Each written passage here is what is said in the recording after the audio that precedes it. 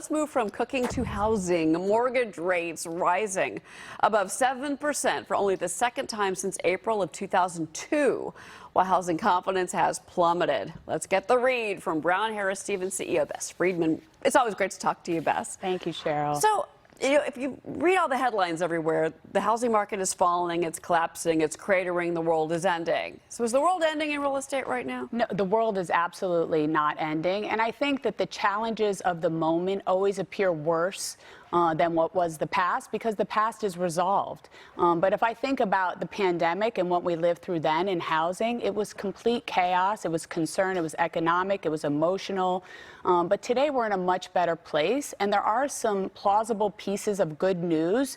Rates have ticked down under 7% for a 30-year. Inflation, hopefully it's peaked. Well, Mortgage Bankers Association on Wednesday, I think it was still above 7. But there's different reads. I don't think people understand. There's different reads of the 30 years. Yes, but today I think the news was that it dipped under 7%. Today, okay. But you know, it's going to probably fluctuate a little bit until we get inflation under control. But has inflation peaked? It may have. We hope it has. Gas has come down. Unemployment is at 3.7%. So there is some good news. It's not the end of the world in housing, but it is a bit of a wobbly market for sure. Well, let's talk about this because, look, you know, the real estate market goes in cycles like the stock market does. That's right. And the stock market, hey, maybe we are in, you know, it's a dip right now, right? Markets, maybe in 2023, the stock market's going to look so good. Well, real estate's probably not going to look so great price-wise in 2023, but that means it may become a buyer's market. Are sellers getting more realistic now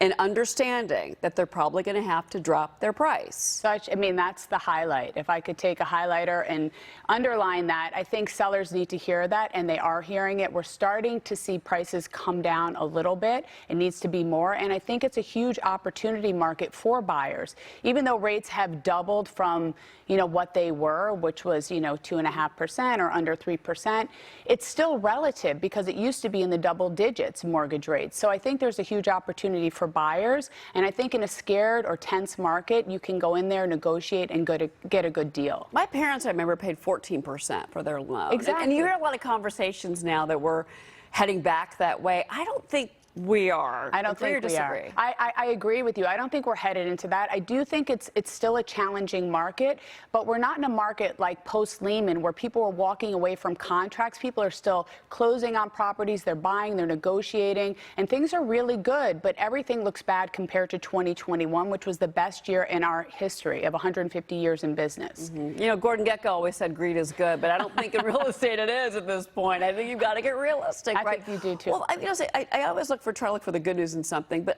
it seems to me that the spring season 2023 is going to be where we're finally going to see a buyer's market. It has been a seller's market.